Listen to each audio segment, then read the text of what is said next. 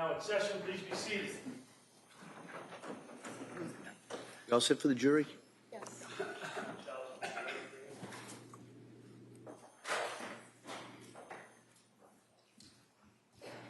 Court, all rise. George Edwards.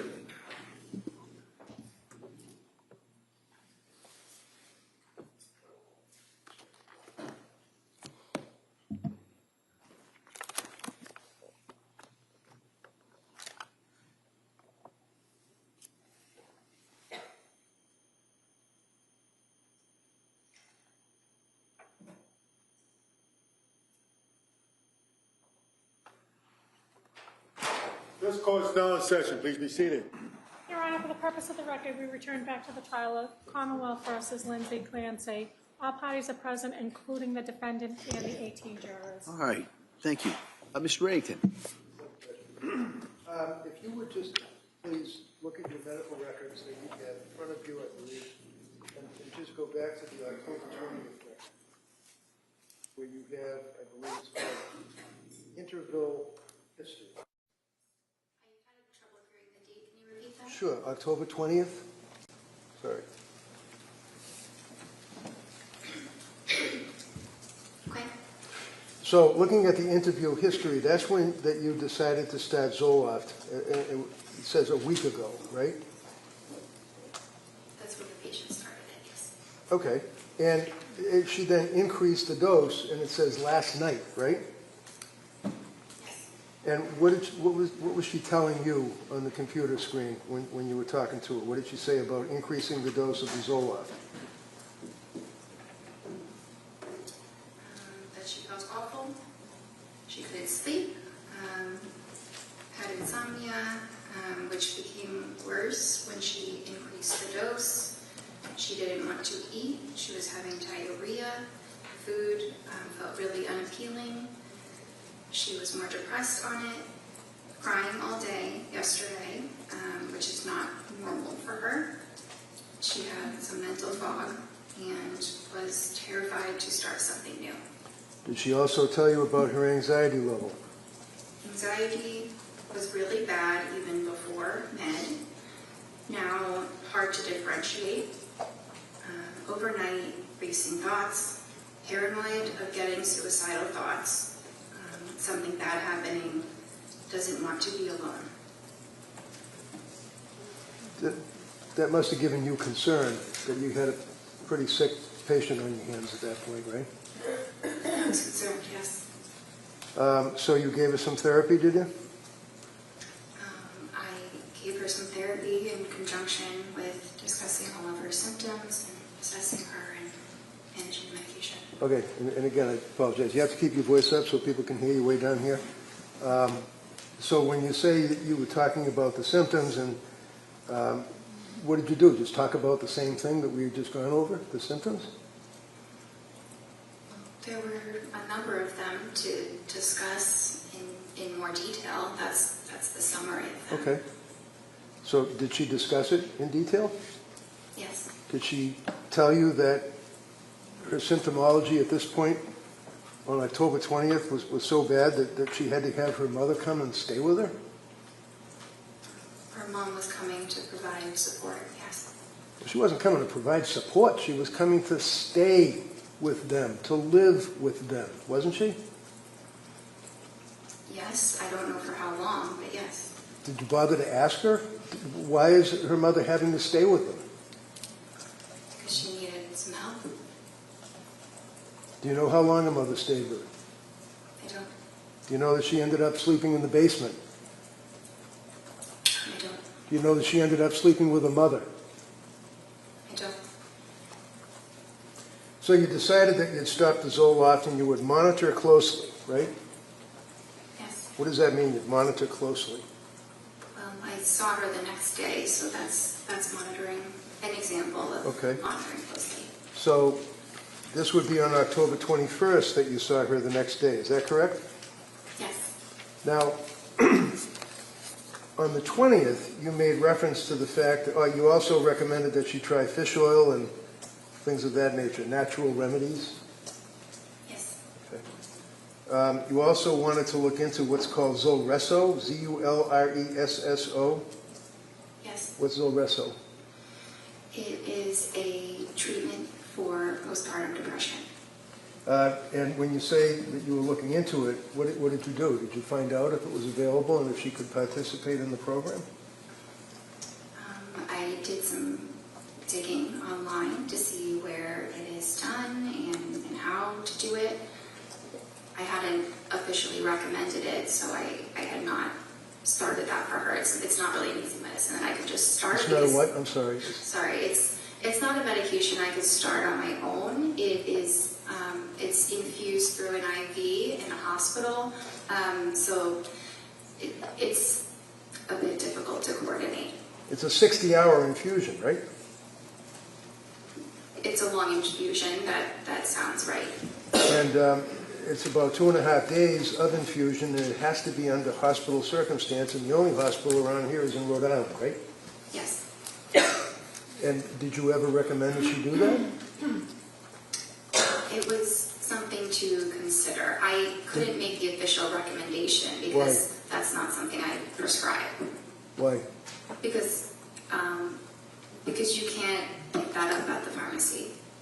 Well, no, obviously you have to go to a hospital setting and basically have an infusion through your veins for 60 hours or 2.5 days, but why didn't you look into it or recommend that she do that?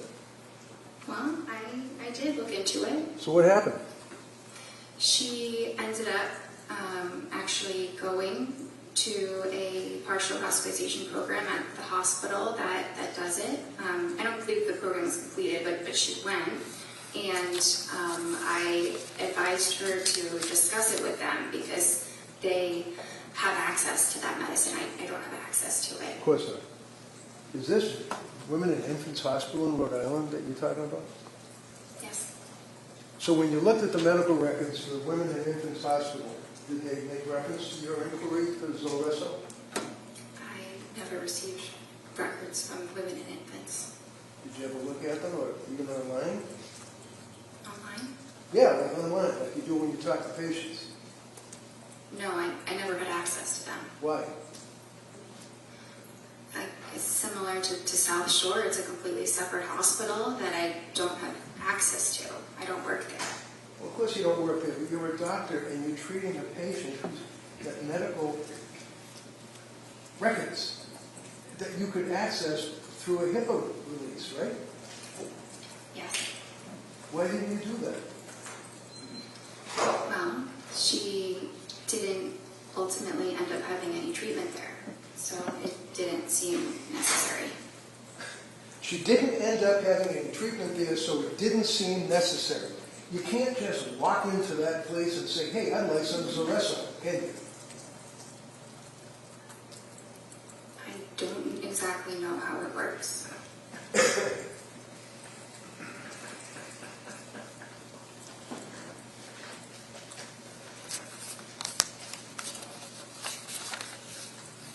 And then again, on that date, which would be October 20, when the jurors are looking at the records, you checked off the boxes again on objective findings, mental status exam, appearance, speech, things of that nature, correct?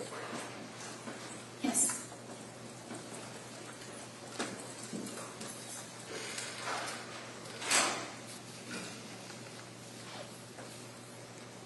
Excuse me for 1 minute, Judge, jurors.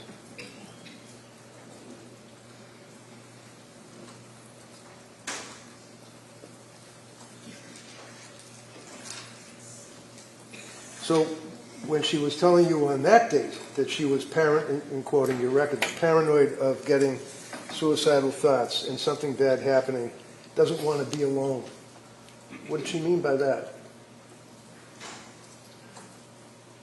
Well, those were a lot of her words. Right. Isn't that a concern? Your patient is telling you she doesn't want to be alone. Why didn't she want to be alone? She was very anxious and had the feeling like something bad might happen. Okay. Did her mother ultimately and dad come to stay with them? Yes. How long did they stay with them? I don't know. Did you have when you talked to the mother and the father, did you say to them, what is she doing? How does she appear? Is she in bed all day? What did they tell you? They never called my office, so I never spoke with them. They never called your office? They never called me or sent a message, so I did not have communication with them. So that's their fault that they didn't call you, the doctor, I guess, right? So, do you think maybe it would be reasonable if you're the doctor and you're investigating your patient's symptomology that you might, when you know that the parents are staying with her, that you would make a phone call yourself?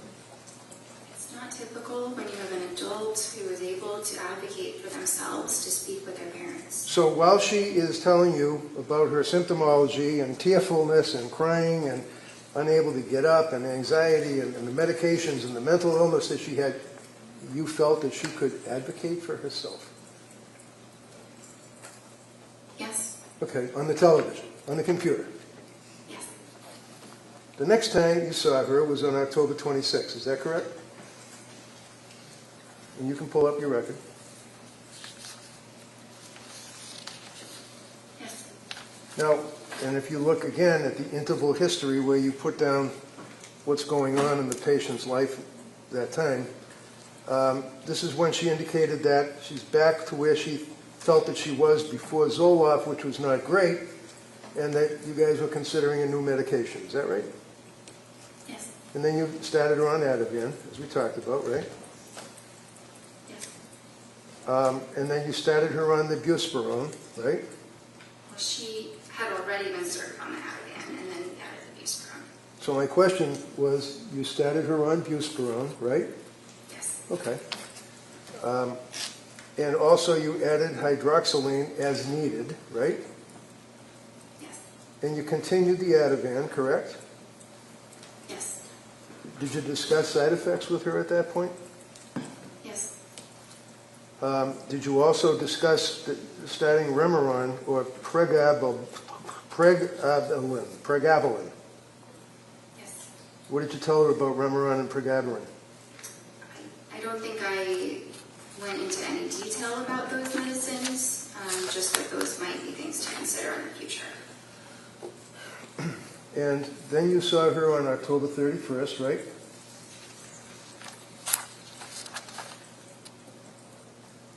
That was her. I think that was just a therapy appointment with a different provider. Would that be Jennifer McAllister? Yes. So it's a different provider in the sense that she works for Astor, right? Well, yes, it just wasn't myself. Right. So on October 31st, they did a suicide assessment, or she did, right, McAllister? I wasn't there. Well, I know you weren't there, but these are medical records that have been introduced into evidence that the jury's going to have in the jury room. Objection, is that a question? No, good. Next question. McAllister did a suicide assessment, apparently, right?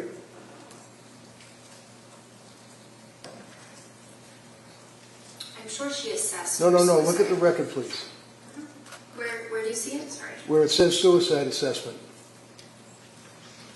There's only 4 pages for October 31st. Well, actually, there would be 8 because it's 2 sides. So that is the assessment that you go through. If somebody reports any thoughts of suicide, then you ask those questions, which go into a lot more detail about them. So here you have a patient who's already reported to you as a psychiatrist that she's got suicidal ideation, worried about suicide, worried about killing herself days before October 31st, and a suicide assessment was done by McAllister, right? I wasn't there. You would have to ask her. Well, maybe I will if she comes in. Why don't you tell me what the record shows? Did they do a suicide assessment? Did she check off the little boxes? I'm looking for that section.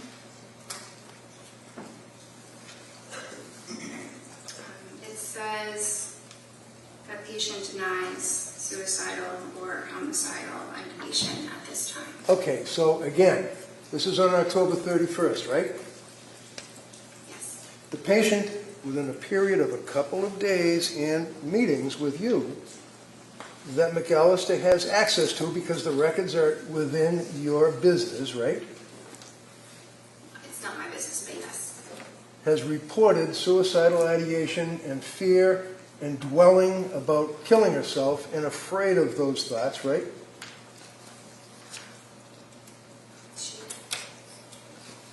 I just want to be absolutely clear.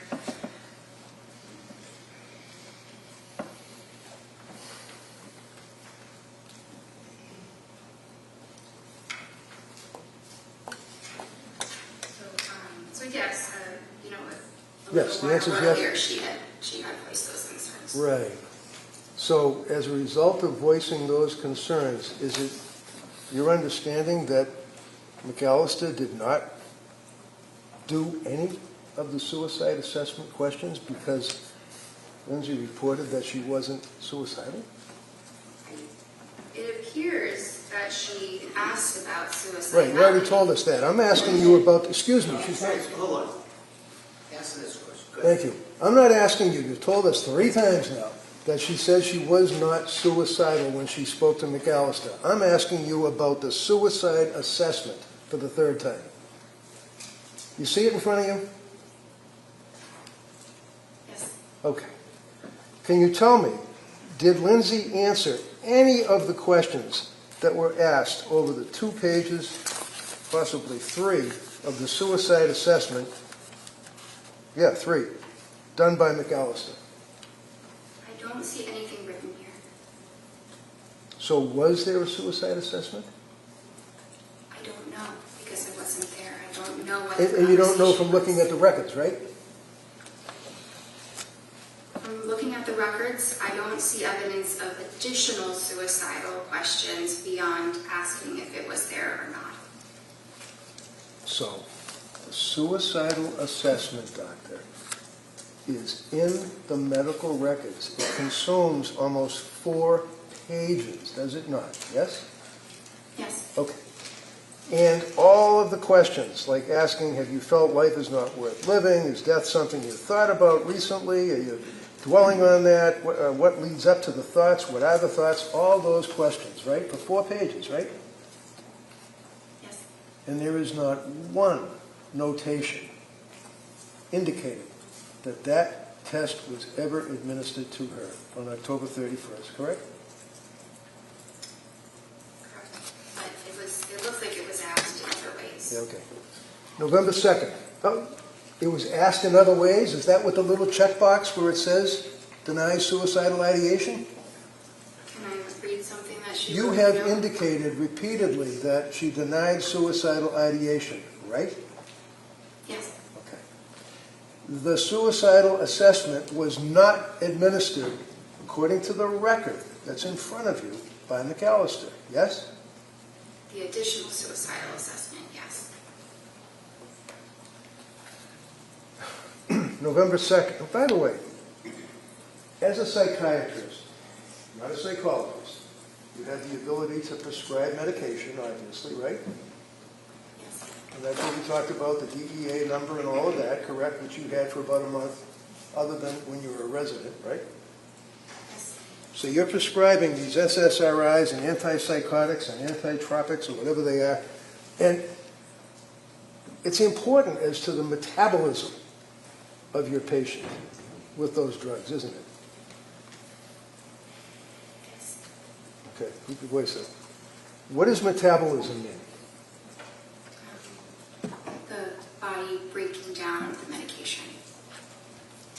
So how is it that you can determine how the body of your patient is breaking down the medication that is in their brain and they're complaining about all of these symptoms? How, as a doctor, do you determine how the body's breaking it down? We don't typically have any specific testing that we do to understand that. How about a blood test?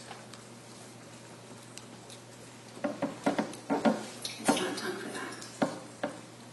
It's not done for that, meaning a blood test is not done to determine the metabolism of your patient, of your medications?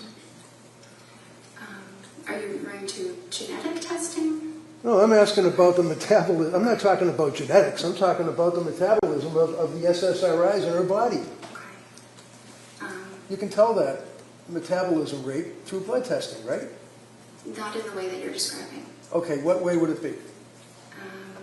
There is genetic testing that can give information about metabolism. Like what? It can talk about different enzymes that a person might have to suggest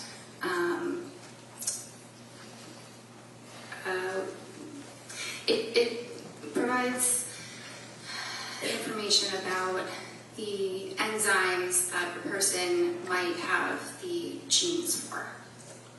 Okay, so it provides the enzymes that a person might have the genes for. Forgive me, I'm having difficulty with that. What does that mean? It's a little complicated. Yeah, you don't expect a patient that's going through what she was going through to understand that, would you? No, Did you guys do the enzyme test? they are not typically done. Why? Because, again, it's genetics. Does and- insurance cover it? Objection, just in the middle of answering.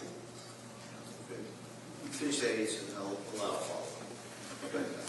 So it's not as simple as testing for an enzyme or not. You can test someone's genome, like we have the ability to test the entire human genome now, but which is great, but the clinical use of that is not there yet. So while we can test these things, it does not yield meaningful clinical information, so it's not commonly done.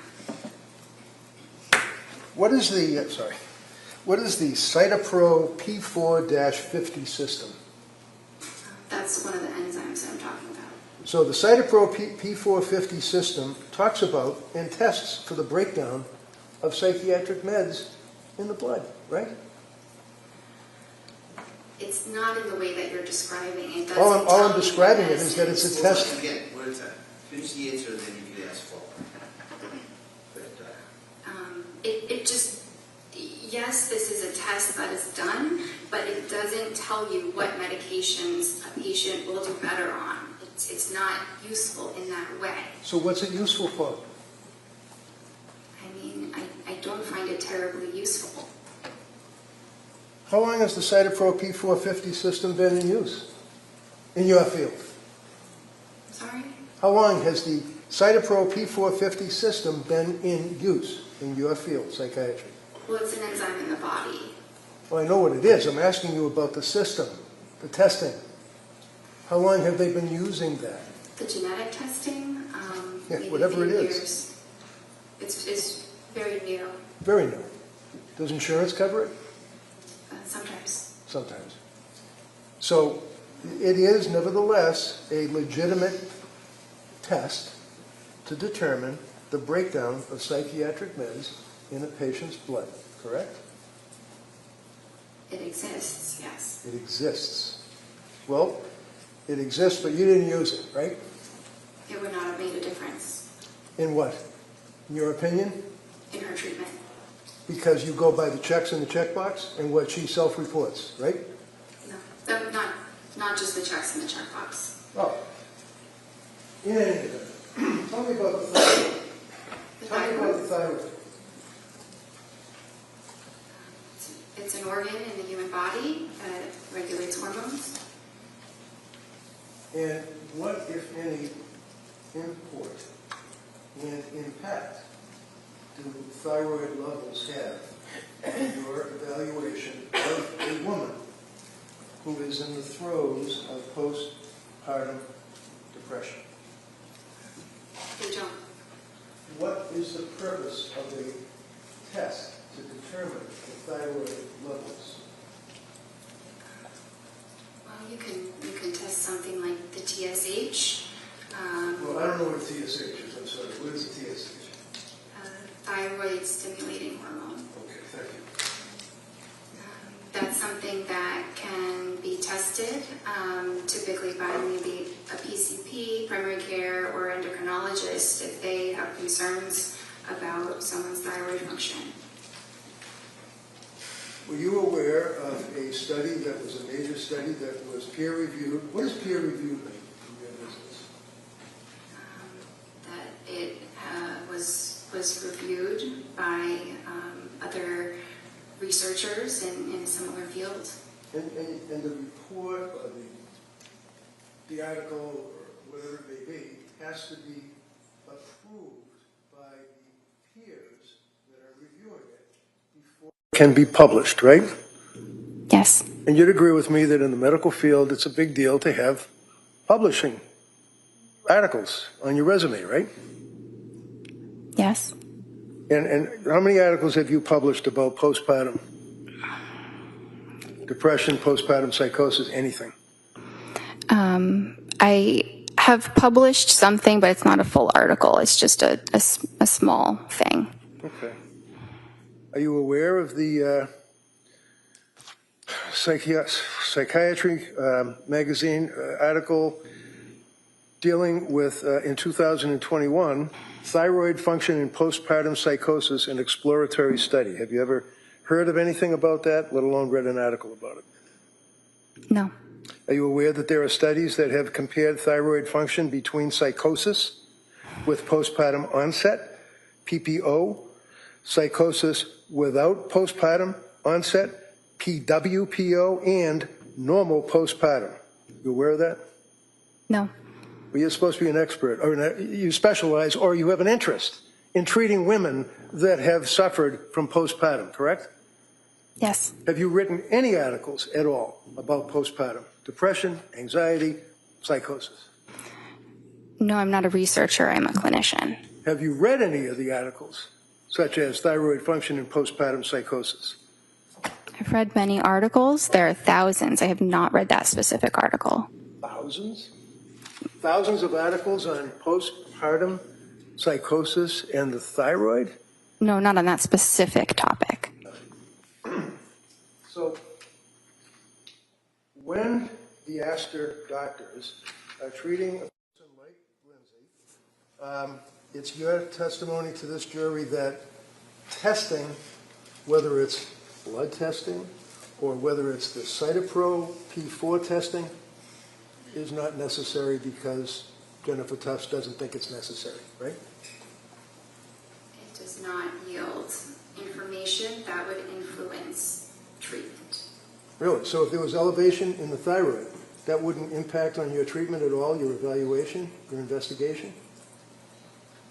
Sorry, I thought you had mentioned the cytochrome issue. Are we talking about that one, or are we talking about the thyroid? We're talking about the thyroid. Okay. Yeah. So if there were tests that revealed elevation in the thyroid level, is it your testimony that you wouldn't care?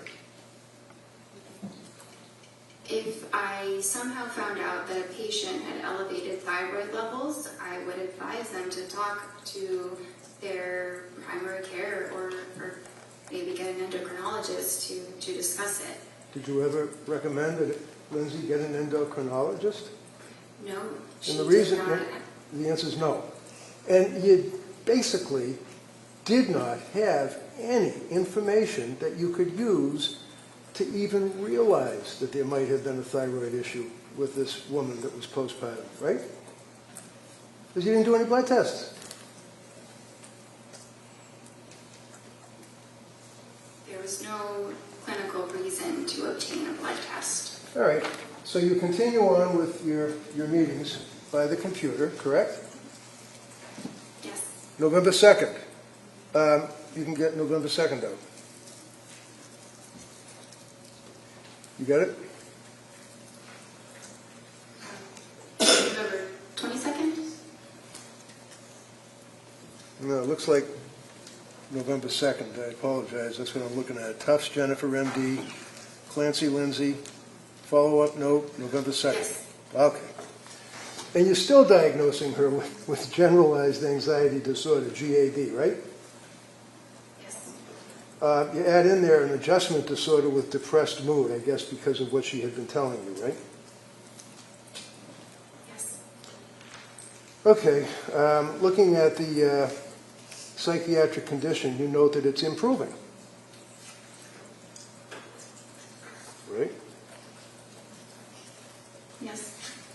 And then you determined that you will decrease the Ativan to 0.75 milligrams for 2 weeks, and then decrease it to 0.5 milligrams for 2 weeks, and consider alternatives for sleep anxiety. Is that correct? Yes. And then you note if she's having urges to harm herself or others, to go to the nearest emergency room and call 911 and things of that nature, correct? Yes. So is that a form that you basically press a button and because it seems to be kind of like a generic advice. Call 911 if you're feeling suicidal and things of that nature. Well, that's advice that we provide for every single patient. Okay. And then you note that half the encounter was on counseling or coordination of care on November 2nd, right? Yes, that's a typical statement. It's just a part of documentation that doctors use. All right. Now, on November 2nd, you were suggesting the 4 drugs that she would start would be Remeron, Trazodone, Pregabalin, and hydroxyzine, right? Those were just things we were considering. Oh. I wasn't starting all of those medicines. I see. On November 22nd, now that would be almost 3 weeks later, right? You saw her, right?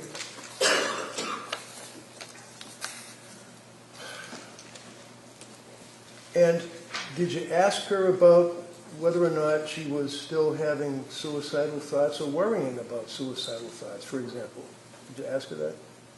Yes, And how do you know that? Because the box is checked? it's written in my note. What does it say? Patient denies SI. Okay. What did you ask her about that? I don't remember the exact words, but I know that I asked about that. Did you ask her about how things were going at home with the mother and father staying there? That I don't remember. I didn't document how her parents were doing. Okay. Well, I don't really care about how her parents were doing. I'm asking about whether or not you asked her how it was working out while her parents were there helping out. If you did, fine. If you didn't, that's fine too. I don't think that I did. In this Okay. appointment, she Okay. That's all. That's fine. December 1st was the next appointment, correct? And you can look at the interval history. yes. Now, on that December 1st appointment, this is after she had transferred to South Shore. Yes. She disclosed to you that she had been seeing South Shore, right? Yes. We already talked about the fact that you never got the records from South Shore, so you don't know, other than what Lindsay reported to you, what medications she was on, right? Right. I knew what she was telling me. Right, and she told you that she was doing the Ativan taper, right? Well, she said she had tried doing that, but that then she was having more sleep. Having difficulty sleeping is what she indicated to you, right? Yes. And she tried other meds that you had suggested, but stated that she was having difficulty with those meds, including Trazodone, right? Well, the trazodone she didn't have a problem with. It just didn't seem like it was particularly helpful. Right. Did you prescribe the Trazodone or somebody else? This was somebody else. So, do you know what the milligrams were that she was on? It says she tried between 50 and 150 milligrams. All right. Now, did she at some point try Remeron? She said that she did. Did you suggest in your discussions that she try Remeron? No, I did not. Did she indicate to you that she had rebound anxiety and intrusive thoughts, that she was going to die? Do you recall that? Well, she said worse depression and intrusive thoughts. Okay. Did she tell you what the intrusive thoughts were? It was the feeling like I'm going to die. Did she then have a script for Prozac, 10 milligrams? That's what she said. And she said that she couldn't sleep and had worse sleep, so that had to be stopped, right? Yes. Then she tried. She was on Klonopin, right? Yes. And what is Klonopin? benzodiazepine. And on December 1st is when she told you, again, that she was close to having suicidal ideation, feeling hopeless. Do you recall that? Yes. Now, on the interval history, on that date, you indicated that she can't sleep, she's panicking, she had worse depression, intrusive thoughts, she was numb, nothing mattered, I feel like I'm going to die, denies suicidal ideation, but, quote, yesterday, close to it, feeling hopeless. Did you give her therapy and validations after she told you that? I did. What did you do? You got a woman that's telling you that she's hopeless. She doesn't care if she dies. Can't sleep. What did you do to validate on your therapy? I told her that this was something that we could address, that there was hope, that there were treatments, and there are different types of treatment programs that are more supportive, like partial hospitalization programs. So she knew that she still had options and a reason to hope. Did you ever suggest to her that maybe you ought to come in to see me rather than talk on the computer? Talking with her over the video did not seem like an issue. It didn't seem like there was anything that I was missing or that there was any need to see her in person. Now, you'd agree with me that in December of 2022, COVID was all done, right? It wasn't completely all done. Were you still nervous about dealing with people and wearing masks and stuff, or were you able to sit down and talk to somebody face to face? We were definitely feeling more comfortable about being face to face with people, but I think, it was still something that we thought about. You discussed trying Seroquel with her at that point, right? I didn't really discuss it. She had told me that was something that she had discussed with her other provider. So, looking at your notes, does it say also discussed trying Seroquel alone tonight? Did your notes say that? It says yes, What is but that? I wasn't making a recommendation about the Seroquel. It was just a medicine I was providing her more information on. So you were telling her about the Seroquel? You're providing information? Yes, we were talking about the Seroquel. Right. Why?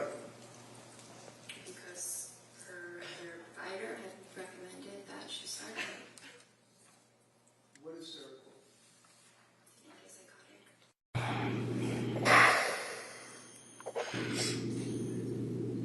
You also discussed with her the possibility of undiagnosed bipolar disorder, did you not? It was discussed. And undiagnosed bipolar disorder was, in your opinion, as a result of, not a reaction, but extreme reaction to the SSRIs, right? Not as a result of the SSRIs, but that Does your note say, and I quote, also discussed possibility of undiagnosed bipolar disorder given extreme reaction to SSRIs and insomnia, period. Does it say that? Yes. Those are your notes, right? Yes, the way you were saying it made it sound a little bit different before, but that's exactly what I wrote. I read it directly from your note, right? How did I make it sound different? I don't know. It sounded different the first time you said it than the second. So did she have bipolar? No. Did you make that decision that night? That day?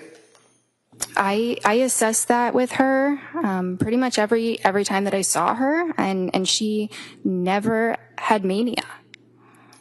What about mood stabilizer like Lamictal? Did you discuss that with her? Yes. What is Lamictal? It's an anticonvulsant, but it's used in treating mood disorders. So what was the end result of your meeting with her on December 1st? What did you guys do? Did you give her any recommendations, advice, anything?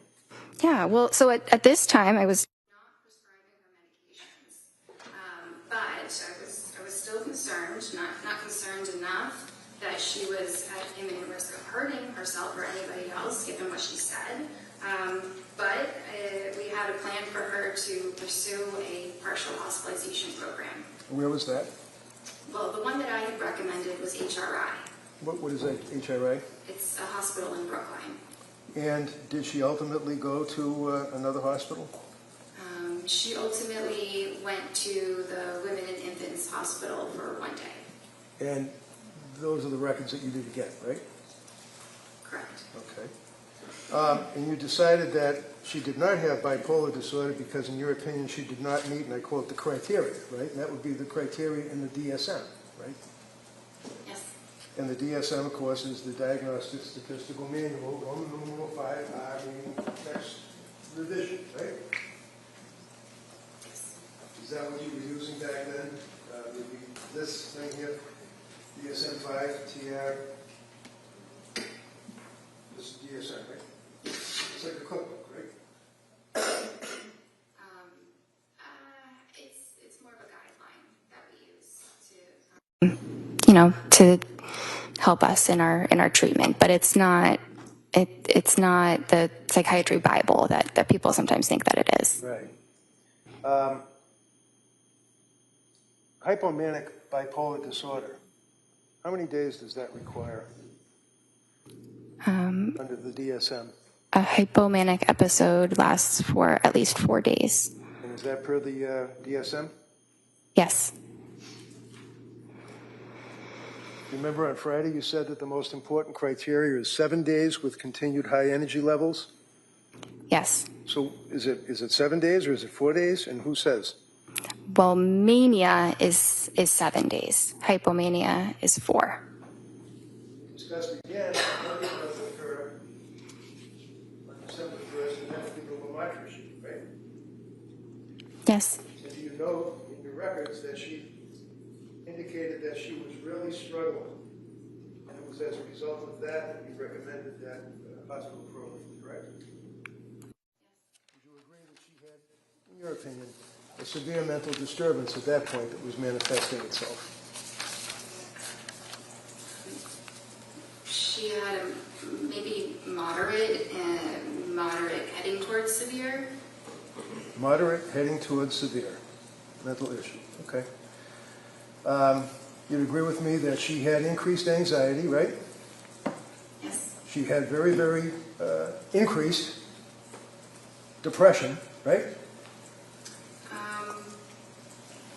Well, she did. She said. Okay, so as you answer symptom yes, can you just answer yes or no? I'm sorry, I was just trying to check the record. Okay, you can check the record all you want, but if I ask you a question respectfully, can you just not go on and ramble? Answer yes or no, that's all. It's sometimes impossible to do that. All right, you tell me. Here, if you can't answer yes or no, just say you can't answer yes or no. If you can answer yes or no, answer yes or no. That's how we do it, all right? Okay. Thank you. Now, mental issues like anxiety that was diagnosed, the depression that was diagnosed, and the fact that she indicated yet again that she was close to suicidal ideation, quote, worried about suicidal thoughts, but you indicated that she wasn't suffering from suicidal ideation on that day. Is that fair? She denied it. But she told you that she was worried about suicidal ideation and having suicidal thoughts, right?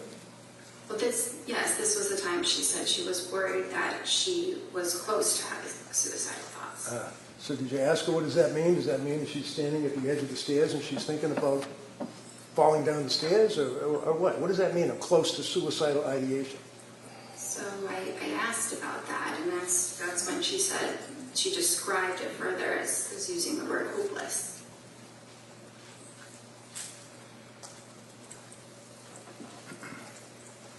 So did you prescribe the lamotrigine on that occasion or no?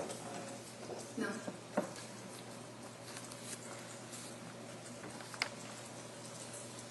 on December 16th, that's the next appointment she had, right? Yes. That'd be 2 weeks later? Right? Yes. She was still not well, correct? She told you she was having a really rough time. She was sleeping, but she was still feeling very broken. In your notes, does it say that she was having a really rough time? Yes. So when I ask you, if your notes reflected that she said she was having a really rough time, why do you feel compelled to say she was sleeping? Objection. It's an important detail. Yeah, I guess. How about the rough time? What did that mean? What were the symptoms of having a really rough time for this kid? Yeah, I'd like you to answer that.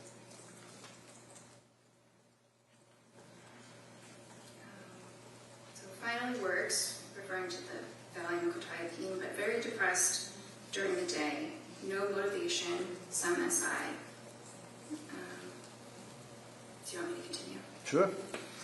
Went to MGH emergency room for SI, declined inpatient, feeling hopeless, no intent or plan, and feels like depression related to Seroquel. Okay. Now that's the question on Friday that, well, strike that.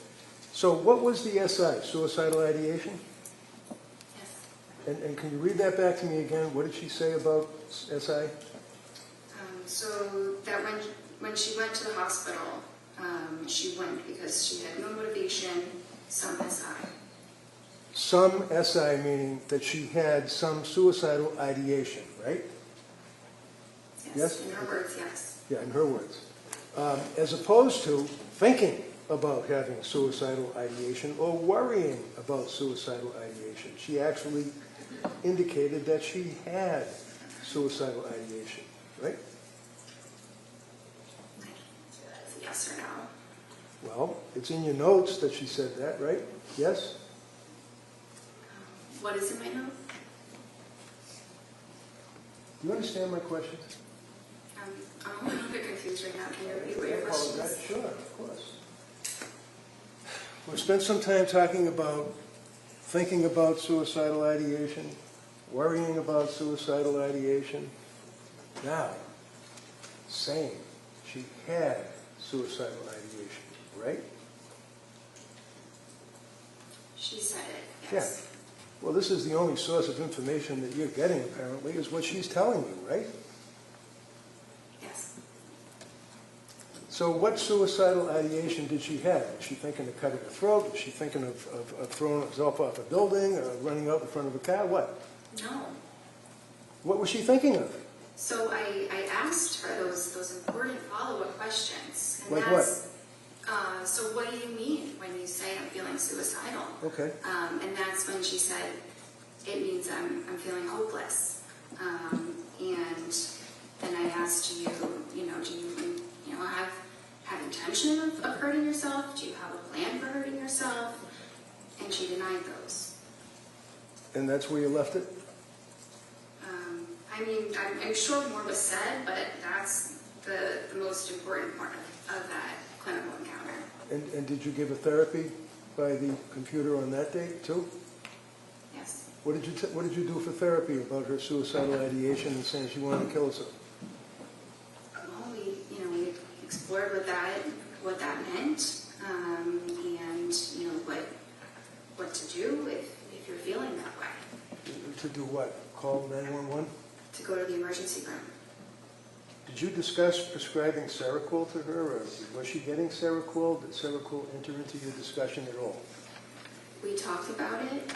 I was not prescribing it for her. What is Seroquel?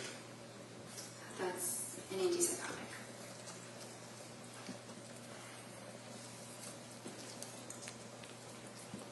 So, at the conclusion of your meeting on December 16th, basically what you took away is that she had now increased to suicidal ideation, was feeling hopeless, all the rest of the things that we've talked about, and then she just moved on, went home?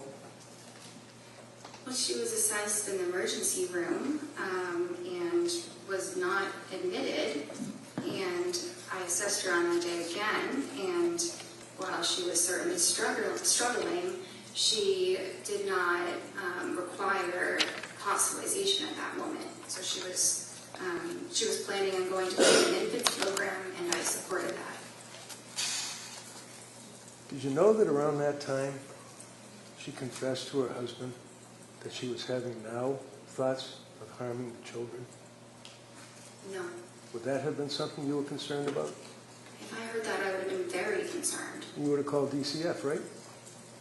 I might have. And when you spoke to Pat, did you ever ask him what his observations were of her spiraling into November and December? Not that one time that he stuck his face on the computer and talked to you. Did you ever talk to him? He never called me again. Or he never called at all. I never spoke with him again. So he is a husband of a woman, just had a baby, who was postpartum with all of these symptoms that we talked about, and all of the drugs that you were prescribing, and that she was dealing with trying to get help. You never talked to her husband about what he observed? Because he didn't call you? Well, we did speak on that visit, Which visit? the 16th. Or I think that that's the one that he was at. You think it was. It's not noted in your records? It's not noted, but I remember some of what we talked about, and so in reading that record, it seems like that's the likely one that he was at.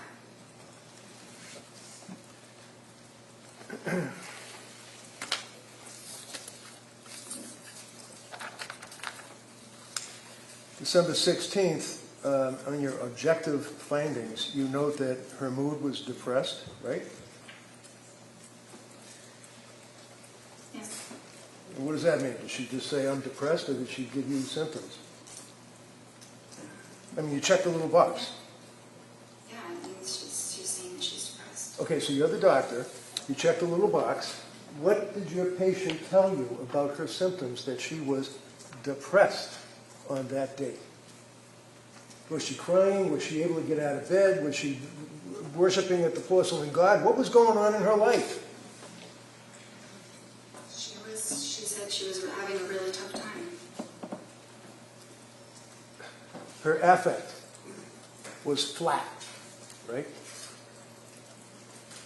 Yes. And again, depressed. You check it off twice. One under mood and one under affect, right? Yes. And then at the next page it says recent lab work. That wouldn't be blood testing, would it? I mean, does ASTA do blood testing? We don't have a phlebotomist or a lab, no. Well, why does it say recent lab work typed into your form where you check off the little boxes? That's something that auto-populates. It's a template that... It's a what? Many different... It's a template. The whole note is something that psychiatrists or probably all across the country use. Probably. You can't diagnose someone's illness by a template, though, can you? No. You filled in, no lab results were found, right? There were none in the computer, yes. I didn't type that in, though. So who typed it in? It was auto-populated. So on the next page where it talks about symptom goals, treatment goals, I'm sorry, symptom reduction and improved functioning. What does that mean? Symptom reduction is to have fewer mental health symptoms, and improved functioning means, improved, day-to-day life functioning, things that she's doing in her daily life.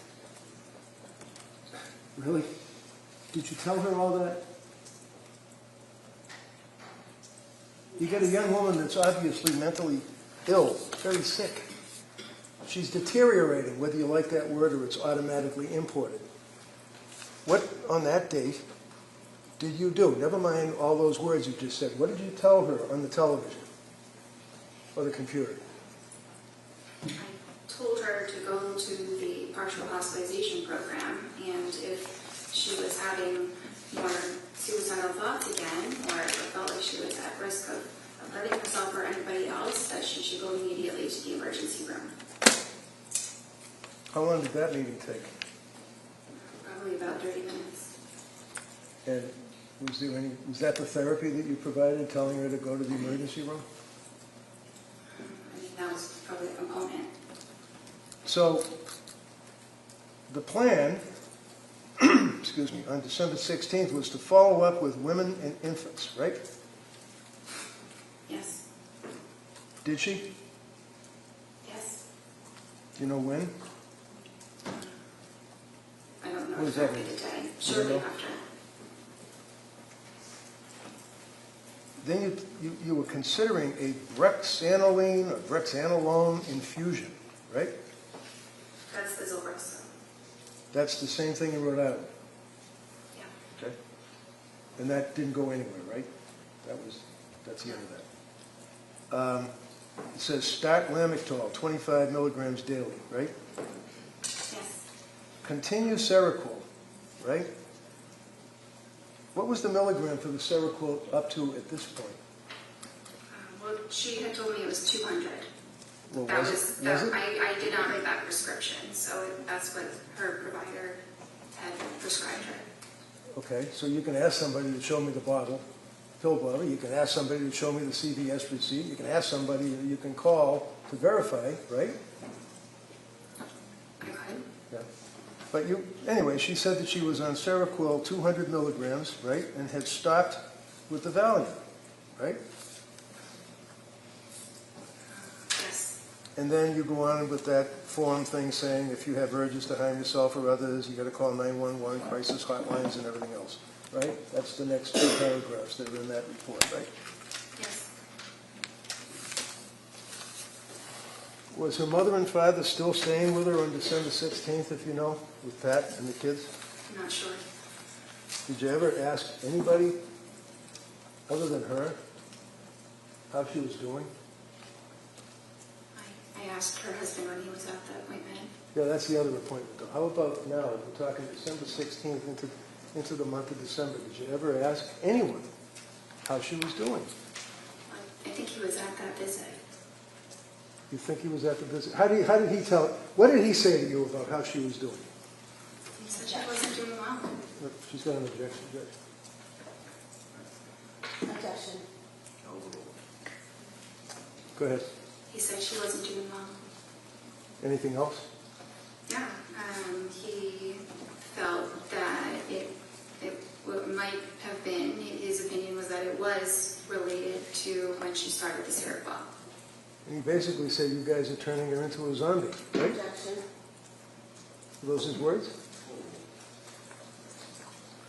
I don't have that written. He may have said that. Does that kind of hit you, though? You might remember that. You might have been, as some people worry about suicide, you might be thinking in your brain that he did say you're turning her into a zombie. It's possible. It's very possible. Okay. Excuse me. Next meeting after the December 16th, was it? Was it December 16th? Is that what we were just on? Yes. Okay.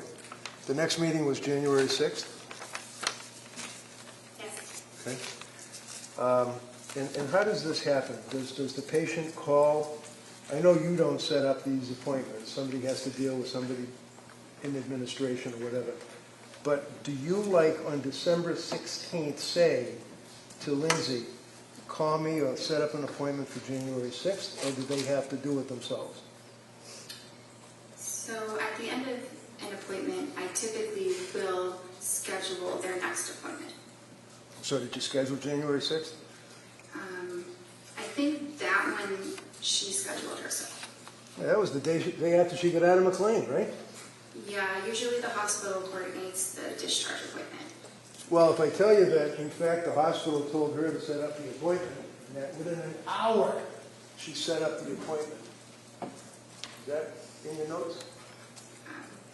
It's not in my notes. No. Do you remember that? That was a pretty big deal when she was in McLean, Walks Woods, for 4.5 years, right? Yes. And she's your patient, and she's really gone downhill bad, right?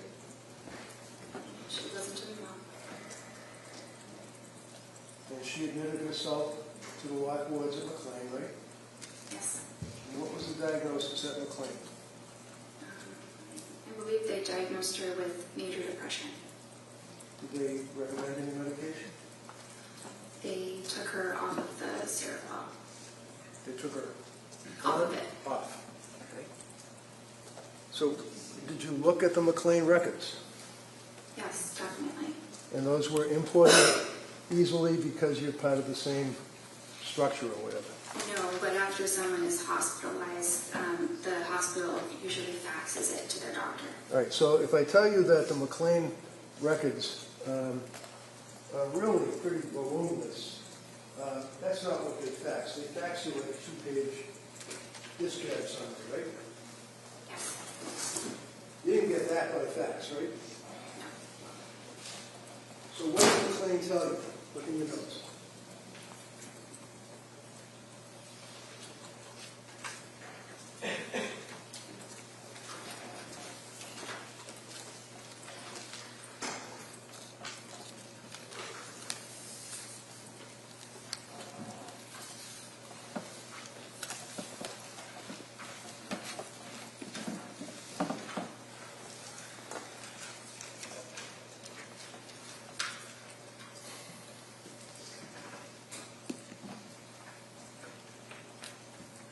Which part do you want me to read?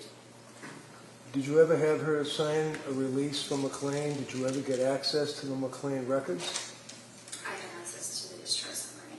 Okay, so put the discharge summary aside because that's what they faxed you, a couple of pages. What about the records? No, but that's typically not. No, never mind typically. The answer is no. You never got the records, right? A discharge summary is a record. Did you talk to the doctor that discharged her? No, no one called me. No what? No one called me. I wasn't notified of the hospitalization until she was discharged. So you just sit there behind your computer and wait for people, Patrick, wait for the doctor from McLean, wait for the sick person who's the patient to call you? And if these people don't call you, it doesn't exist apparently, right? No, not exactly. I had no way of knowing she was even at McLean. Well, you did once she got discharged, right? Yeah, but that was after the fact. Right. So did you care why she was in McLean? Of course. And why was she in McLean? Because she was depressed. And what was the... Does your record indicate that she was discharged yesterday under interval history?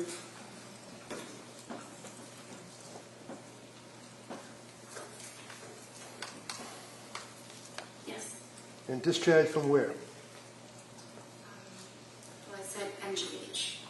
Is that Mass General Hospital? Yes. And she was currently on trazodone? Yes. She indicated that the goal was to come off Seroquel, Yes. and she described herself as still being very numb. Yes. She couldn't sleep, right?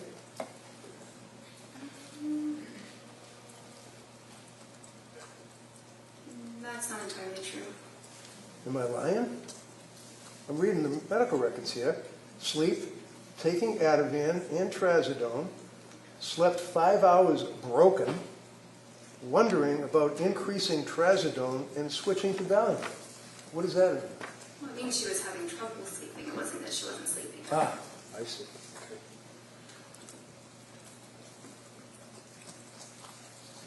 So was the trazodone increased at that point? Yes.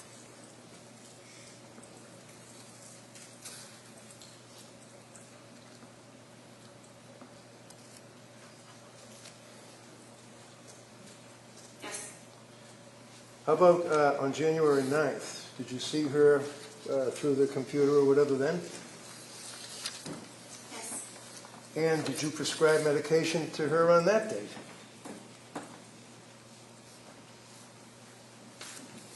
Yes. And was that diazepam? Yes. 14 count, 1 milligram? No, I'm sorry. 14 count, 5 milligram. That sounds right. Okay. Did you also, on January 12th, 3 days after January 9th meeting, prescribe additional medication to her? I'm not sure, I don't have a record from January 12th. Do you recall on January 12th that, in fact, you prescribed trazodone 150 milligrams, 30 count? Yes. 3 days later, or a couple of days later, January 16th, do you recall prescribing amitriptyline? Yes. What is amitriptyline? Tricyclic antidepressant. What does a tricyclic antidepressant mean? Well, it's an older antidepressant. It's called a tricyclic because it has 3 rings. If you look at the chemical itself, like a tricycle. But it's an older but efficacious medicine for depression and anxiety as well as insomnia. On January 16th, look at your interval history. Did she indicate to you that her mood was very low, no motivation, Yes. numb, Yes. able to force herself out of bed, taking care of basics, eating, concentration fine, caring for baby, bonding feels forced? Is that what she told you? Yes. Through the computer, right? Yes. What did that tell you? Were you concerned about this woman postpartum well within the year from the CDC at that point with these symptoms that she's telling you about? I was concerned that she was depressed. And in all of the times that you spoke to her, you'd agree with me that she appeared to be honest and forthright, telling you what she felt, right? That's what I thought she was, yes. Do you have any reason to think that she was lying to you? No. Diazepam taper on January 16th, 5 milligrams last 2 nights, slept for 4 hours, and then a light sleep, maybe 2 hours, stretches.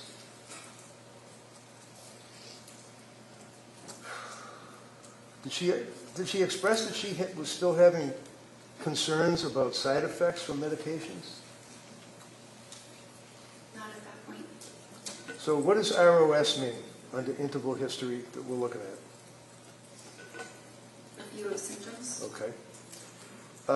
And then it says, patient denies SIHI, that'd be suicidal ideation, homicidal ideation, correct? Yes. Denies other questions or concerns, and you recommend a low dose of amitriptyline for depression, correct? Yes. Patient agrees with the treatment, and you guys were also going to explore ketamine treatment, is that right? Esketamine. Yes. Now, did you know that she was on her computer looking up medication after medication after medication after medication, treatments, ketamine treatments, and all that? Did you know that? No. Did you ever ask her whether or not she was looking up the symptomology of pharmacology and having interactions between drugs? No. January 23rd, you had that meeting, correct, with her? Yes. And this is after, obviously, excuse me, the January 16th appointment. And in the January 16th appointment, she told you that her mood was very low, and that's the worst that she ever reported her mood to you. Isn't that right? On the 16th? Yeah. I don't know if that was the worst it was ever reported, but it was certainly bad. And you didn't recommend that she have a hospital evaluation, did you? This is the day before she killed the kids, right? The 23rd? Yeah. It was the day before. You didn't recommend a hospital evaluation, did you? No, there were no, The answer is no? no. They'll ask you all the questions they want. Your answer is no. January 23rd, Friday, you testified that she said her mood was depressed, and you noted that her affect was depressed and flat, right?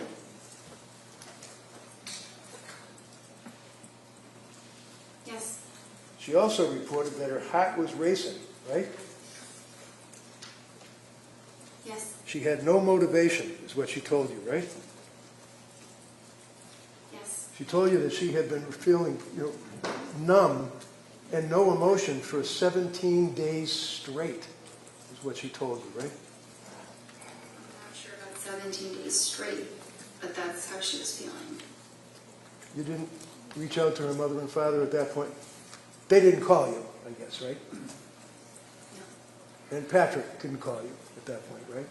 no, So she's sitting in front of her computer getting help from her doctor on January 23rd. And what did you do?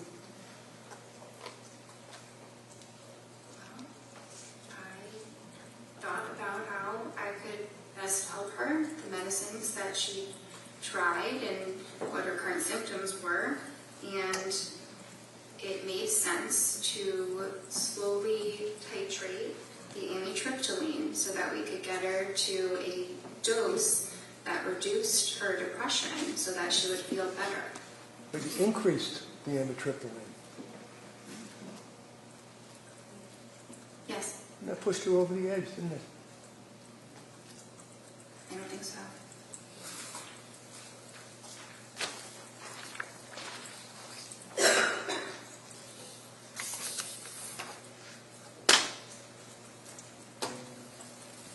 That's all I have. Mr. Chair, we're going to take the after recess this time, all right? Court, all rise. Jurors, please be kindly close the notebook.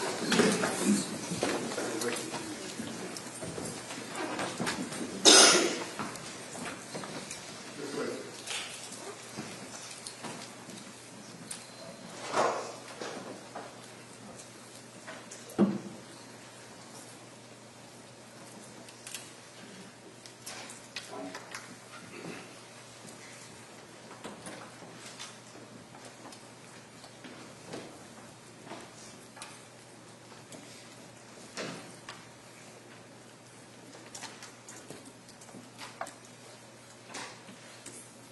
Jurors are ready for the quorum. This court's in session.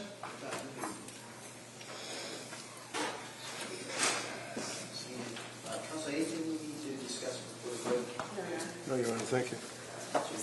We'll be recessed.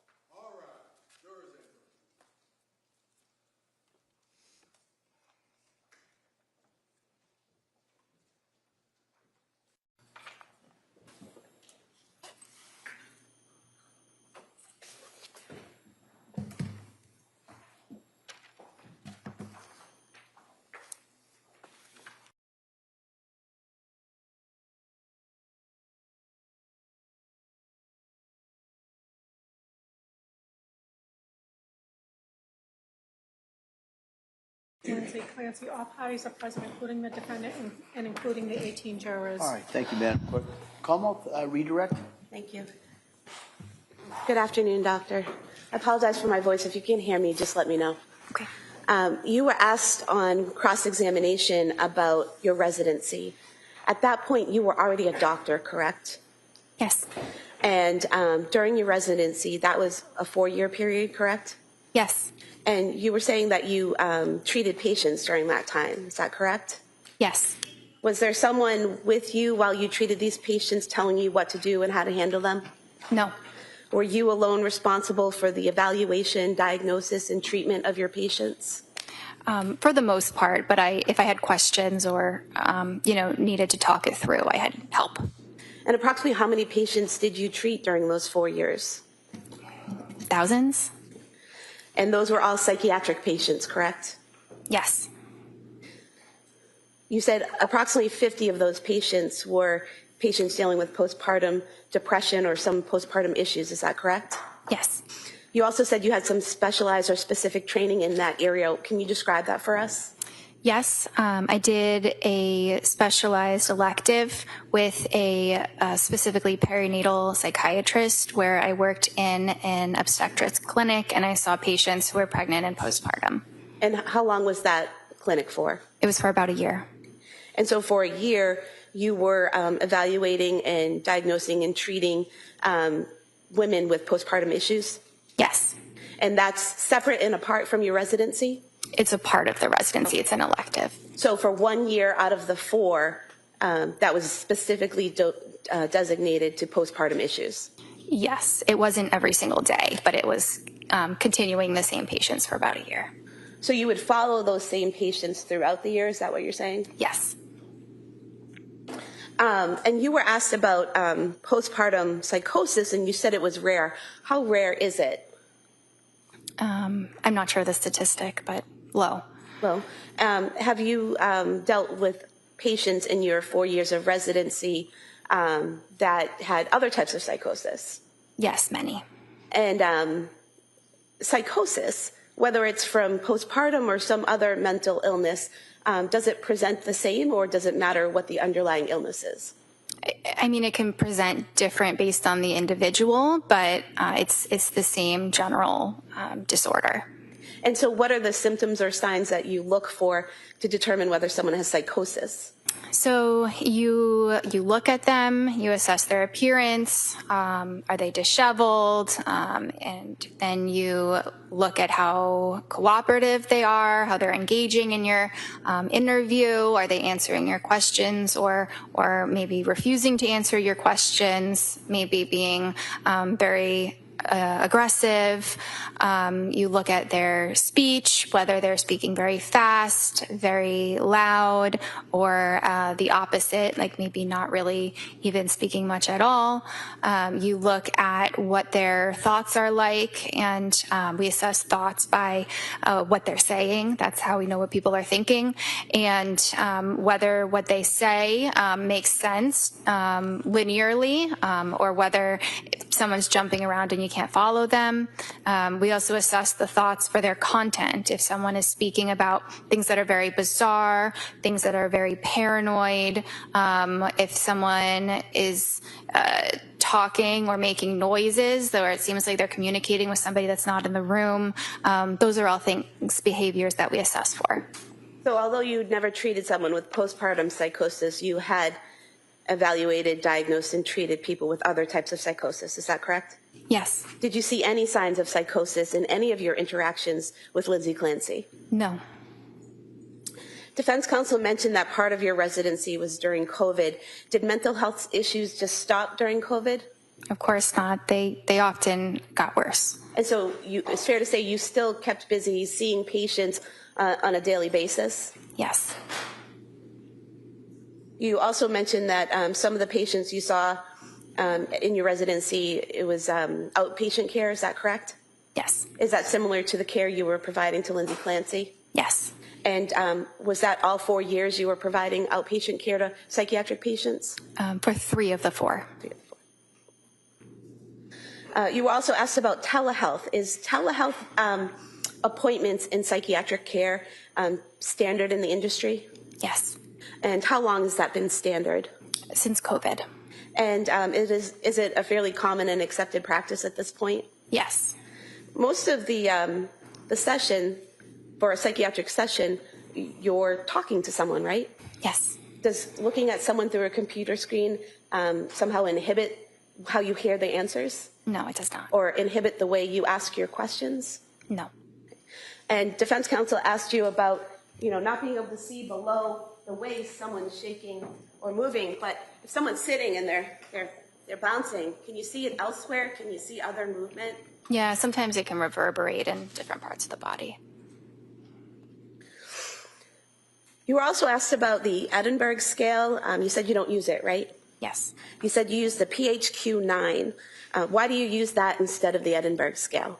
It's not my choice. That's the practice at Astor of what we use. And the PHQ-9, what does that look for? It assesses various symptoms of depression. And postpartum depression, are there questions on the PHQ-9 that look for the signs and symptoms of postpartum depression? Not specifically postpartum depression, but the symptoms of postpartum depression are symptoms of depression that occur during postpartum. It's the same symptoms. So the PHQ-9 is asking the patient questions that would reveal whether or not they might be depressed, but not whether or not they just had a baby. Correct. And then with your interaction with the patient, you're able to know whether or not they are in the postpartum phase. Yes. And so would it be fair to say that you take the PHQ-9 plus the information you learn from the patient, put it together and come up with a diagnosis? Yes. When you take a history from a patient, you were asked about taking history from Ms. Clancy. How important is it that the patient give you accurate information? It's very important. And why is that? Well, that information is being used to make treatment decisions, and a lot of things can be assessed. The things that I described before. That's very helpful, but we can't see what someone else's thoughts exactly are. So the person does have to tell them to us. And would you agree that people in the medical field, such as nurses, are acutely aware of the necessity of an accurate medical history and symptom presentation? Yes. You mentioned that the defendant was able to advocate for herself. In what ways did she show you that? In scheduling her own appointments, in presenting herself to the emergency room when things were really not going well,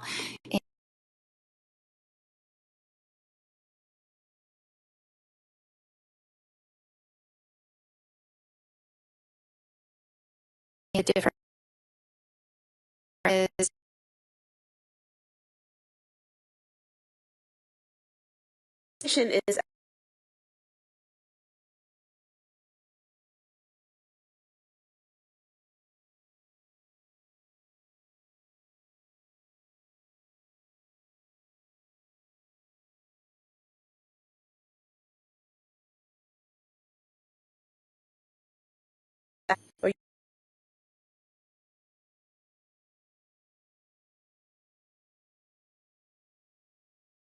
therapy sessions, conversation, script or conversation? it's a conversation.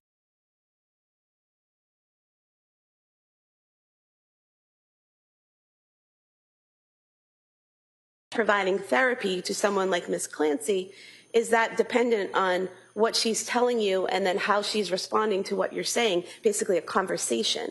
Yes. Therapy is a lot of listening. Would you say it's more important in therapy for the psychiatrist or therapist to talk or listen? Listen. And why is that? Because that's how you really understand what a person is feeling. Now, is it accurate to state that in every one of your sessions with Ms. Clancy, you told her about individual therapy and encouraged her to attend individual therapy? That was the treatment recommendation each time. I'm not sure if I explicitly mentioned it each time, but I did many times. And you, in fact, wrote it on the work form that we talked about previously on page 104 of the records. It lists, was the patient referred to other healthcare providers for evaluation or treatment? It says yes. If yes, state the nature of such treatments and expected duration of treatment. And it says individual weekly therapy, correct? Yes. And this is the form that the defendant asked you to fill out, correct? Yes. And you sent it back to her, and the first version she wanted you to make some corrections on, correct? Yes. But she didn't ask you to change that portion, correct? No. And in fact, on the second version, on page 107 of the record, it still says individual weekly therapy recommended, correct, for follow-up? Yes. Would it be accurate to state that the defendant only saw Jennifer McAllister twice the entire time that she was with your practice for therapy? Yes. You were asked about Zoloft being used for general anxiety disorder. Is that a common drug used for general anxiety disorder? Yes. And why is that? Because it's effective and it's safe. You were also asked about the suicide warning on it, that there is a suicide warning. Is that for all ages? No. What ages or groups is that suicide warning for? It's really for children and adolescents. They do say up to 24 years, but it's really children and adolescents. Would it be accurate to state that the defendant was 32 years old when she saw you? That sounds right. Well, if you want to check the records, I can check. to be sure. Yes. Is that correct? Yes. Okay, so 32 years old is not 3 to 4 years older than 24, correct? No. Why didn't you have to titrate the 50 milligrams of Zoloft? You mean to stop it? Yes. Because it's still a very low dose, so it can be stopped right away. So it wasn't necessary? Not necessary. The defendant waited about a month after receiving the prescription before taking the medication, correct? Yes. And she only took the medication when she decided she was ready to take it, correct? Yes. So she was taking in the information you gave her, correct? Yes. She was making her own decisions, correct? Yes. She was not forced to, correct? Yes. She actually had an appointment in between when you first prescribed it and when she started taking it, where she was still discussing with you whether or not she wanted to take it. Is that correct? Yes. Is that part of the advocating for herself that you were talking about? Yes. Is that part of the medical sophistication that she possessed that you were talking about? Yes. Your Honor, at some point, in light of the fact this is direct, I have to object. Sure, yeah, if you could just not ask the leading question. Sure. I want to direct your attention to the September 12th, 2022 form that the defendant filled out. On page 16 of the record, we have different page numbers, We right? do, but if you just tell me what you're looking at, I can find it. The past psychiatric history.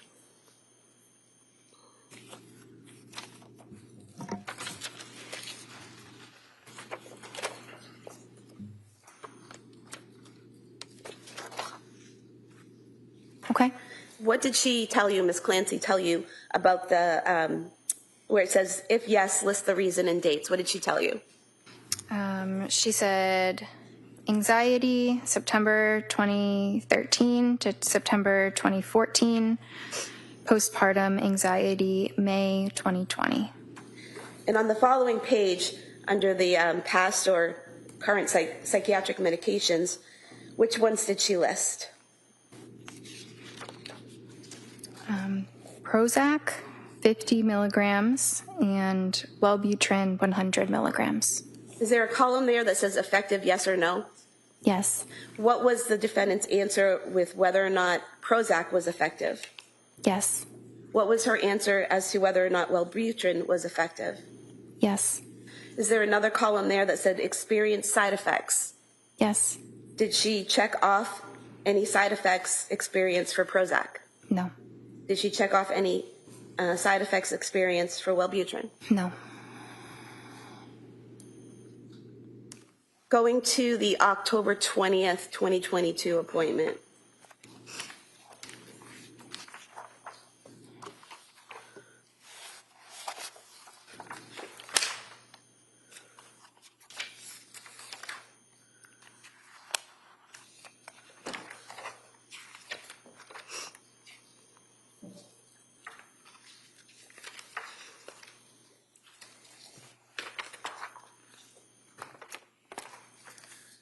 You were asked about this on cross-examination, about documenting side effects in your notes. Did you document the side effects that the defendant reported from the Zoloft on October 20th, 2022? Yes. And what did you document? Well, I checked the box for GI, but I also talked about the side effects in the interval history. And so what does GI mean? Gastrointestinal. So would that mean stomach issues? Yeah. And what did you put in your notes? Couldn't sleep, insomnia, worse on increased dose, doesn't want to eat, diarrhea, food really unappealing, was more depressed on it, crying all day, yesterday, not normal, mental fog, terrified to start something new. And so you did document the side effects that she reported to you, correct? Yes. You also documented in the interval history, paranoid of getting suicidal thoughts. Was that the defendant's phrasing? Yes. And is there a difference between someone being worried about having suicidal thoughts and someone actually having suicidal thoughts? Yes. And what's the difference in terms of how a psychiatrist sees it? So that's the difference between what a patient might answer and then what the psychiatrist actually assesses. So say a patient might say they're having suicidal thoughts, but when they describe them, they're not actual suicidal thoughts. They're fears of suicidal thoughts. So that's the difference there. And I'm sorry, I think I forgot exactly what your question was. So what's the difference in your training and experience between someone having fears of suicidal thoughts and actually having suicidal thoughts? Well, so if it's a fear, then it means that they're not actually having suicidal thoughts. It's a negative. And does that affect the way you proceed with treatment? Yes, in some ways, yes. How? Well, you still proceed with treatment. It's still concerning, but it is a level of concern that can be managed on an outpatient basis, not requiring hospitalization. And so, according to the defendant, she was not yet having suicidal thoughts at that time. Yes. So when defense counsel asked you repeatedly why you didn't document how many times she had those thoughts, she hadn't had those actual thoughts yet, correct? Correct. That was later in December, is that right? Yes. Now, she also told you that she was worried about that something bad might happen, so she arranged for her mother to stay. Is that correct? Well, she arranged for her mother to stay. I'm not sure if that was because she was afraid something bad was happening, or it just seemed like they needed more help. Okay. So you don't recall the two being together as a thought? Correct. And the fact that she was struggling and arranged to have her mother stay, got support, advocated for herself, would those be protective factors? Yes. How so? So if someone demonstrates that they can advocate for themselves, that they can seek help if symptoms worsen, then that shows that they have good judgment. They can be trusted to present for care if serious safety concerns were to arise. So based on your training and experience with Ms. Clancy, where she says she's worried about getting suicidal thoughts, and she has her mom come stay with her, do you see that as a positive decision? Yes. You were asked about not asking the defendant if she had called the suicide hotline. If a patient denies suicidal ideation, would you typically ask them if they had called a suicide hotline? No, And why not? because I wouldn't think that they would have. If a patient were to call a suicide hotline, I would think that they would be telling me they're having suicidal thoughts as well.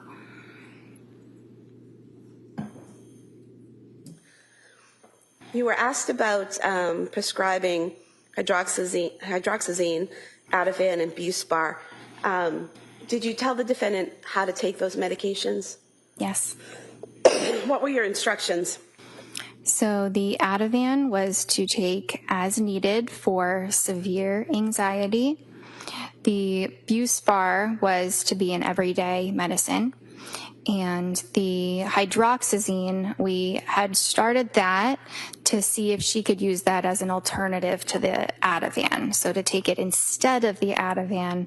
But if the if the hydroxyzine wasn't working, she still had the Ativan to use, it's stronger.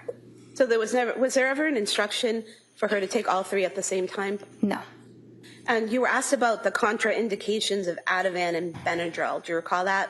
Yes. Are there contraindications for taking the two together? It's not an absolute contraindication. You have to be careful that the person is not excessively sedated, meaning like they're so sleepy that it's hard for them to, engage in normal activities because they're so sleepy, or maybe they might feel a little bit dizzy. But it's not an absolute contraindication. You just have to monitor them. And is that one of the reasons that you prescribed the hydroxyzine?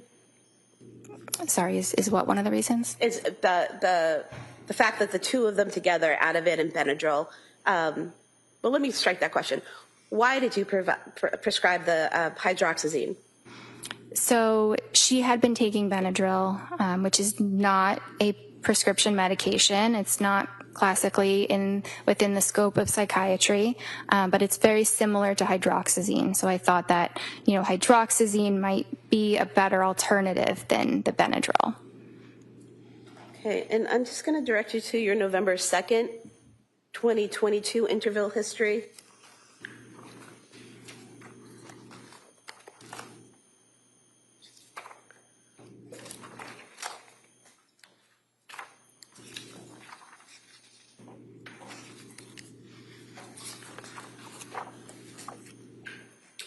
Now, would it be fair to say that on the November 2nd date, the defendant reported she was fine all day, evenings, bedtime, get anxious, Ativan helps, sleeping great on it, afraid to try something else, but knows it's not a long-term solution? Is that correct? Yes. And what part of that did the defendant tell you was not a long-term solution? Taking the Ativan. And why is that? Because it was indicated for short-term use only. The people can struggle more with dependence if they're taking it for a very long period of time. And was there a plan developed based on that concern? Yes, there was. What was the plan? To reduce the dose by 0.25 milligrams every 2 weeks until she was off it. So the defendant was able to express to you a concern she had about the medication, you had a conversation about it, and you addressed that with her and came up with a plan. Is that right? Yes. She also told you that day that she was in therapy and exercising daily, correct? Yes. Did the defendant ever tell you that she went to the South Shore Hospital Emergency Department on November 16th, 2022? I don't recall that. Did she tell you that they had prescribed trazodone to her at that time? I don't recall that. Did she ever tell you that she was trying some alternative methods like weed gummies? No.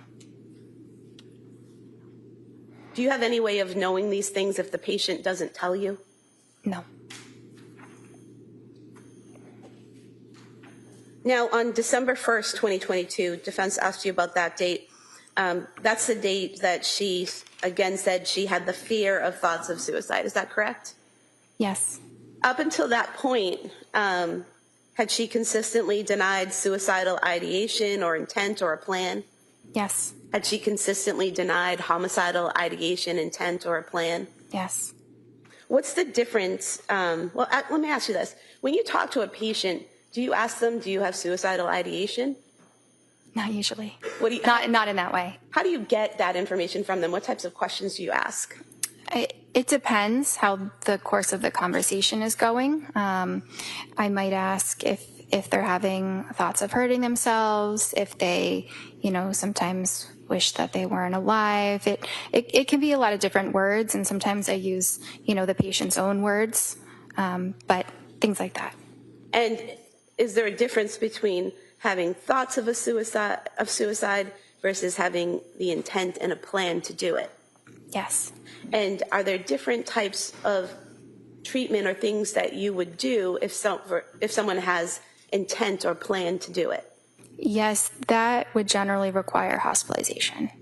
And so if Ms. Clancy had told you she had thoughts of hurting herself, or actually, if she told you that she had a plan to hurt herself or a plan to hurt her children, would you have moved to commit her? Yes. And that would be a Section 12? Yes.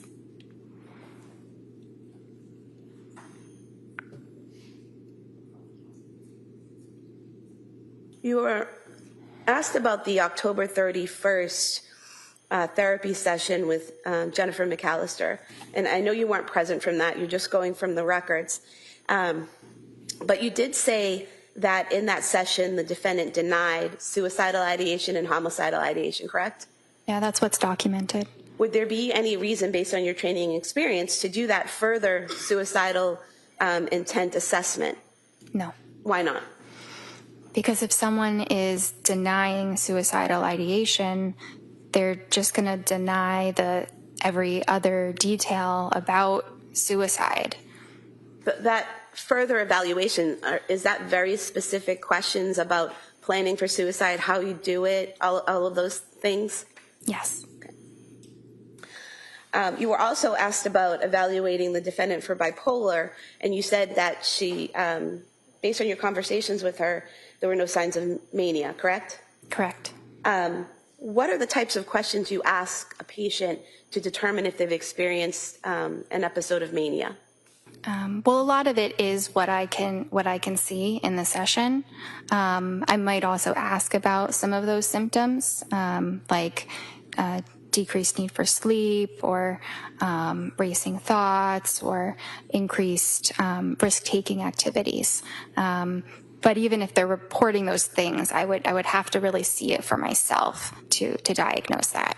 And what would you see physically? So I might see that the person is talking very fast, and it's almost impossible to interrupt their rate of speech. And it might also be very loud. They might be hyperactive, not able to sit still. They might be yelling and jumping from one thought to another without any linear connection between the thoughts. They might, I guess that's probably what I would observe in terms of behaviors. Did you observe any of those behaviors with Lindsay Clancy? No, it was the opposite. What do you mean it was the opposite? So, the opposite of euphoria is dysphoria or depression. The opposite of hyperactivity is tiredness and fatigue. So, in a way, it was the opposite of mania that I observed. And in terms of the questions you asked about her past behavior, were any of the answers that she gave indicative of mania? No. You were asked about discussing Seroquel with the defendant, even though you weren't the prescriber. Why did you discuss that medication with her? Because the patient was asking about it, and her husband was also asking me about it. They really wanted my opinions about it. It wasn't necessarily that I was prompting this line of conversation. And what did you tell them about it? Well, I shared that it has very good evidence for treating depression, and I may have shared that Seroquel does different things at different doses, right? So sometimes people are concerned that it is called an antipsychotic, But it actually doesn't function as an antipsychotic until you get up to really high doses, like 800 milligrams. So in low doses, it's more of a sleep medicine or an antidepressant. So I think that I explained that to them, and it's obviously a very important part of it.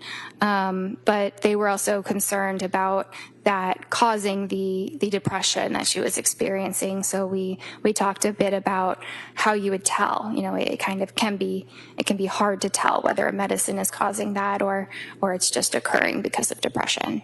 What did you tell them in terms of how to tell?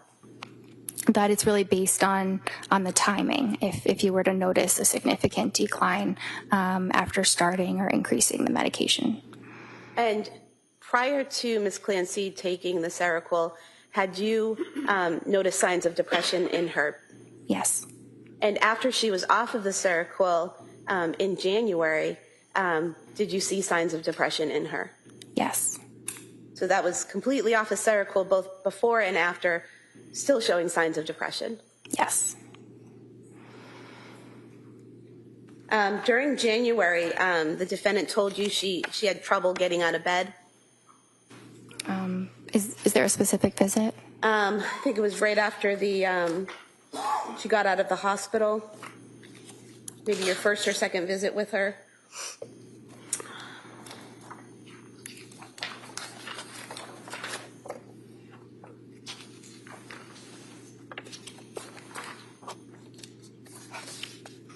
I see that on the 16th, she did say that she was able to force herself out of bed and take care of basics, so on and so forth. Were you aware that she had gone to the Museum of Science with her family on January 8th and spent a few hours there interacting with the exhibits and the children? No. Were you aware on January 15th, the day before that session, she had been to the Cape Codder down in Hyannis with the family, interacting with the kids and going down little water slides and all of that? No. Were you aware that on January 14th, she watched all three kids while Pat went to a brunch and was fine? No. Were you aware that on January 16th, her husband took Cora skiing and she was alone with the boys all day and had no issues? No. You were asked about the thyroid and how that can affect mental health and postpartum. Were you aware that at both South Shore Hospital and Brigham and Women's Hospital, her thyroid limits were in normal range? No, I was not. You received a discharge summary from McLean Hospital? Yes. What's contained in the discharge summary? So it includes information about how the patient initially presented, what they said when they first came to the hospital, and their initial assessment from the psychiatrist that they spoke with. It talks a bit about their treatment course, how things progressed, any changes that were made, and then it talks about how the patient appears on the day of discharge. Does it also include what medications they were prescribed and what the diagnosis might have been? Yes. And was that sufficient in terms of your review of the information that you needed for you to know about your patient at that time? Yes, that was a very helpful amount of information that I would typically review that amount of information for a patient after the hospital.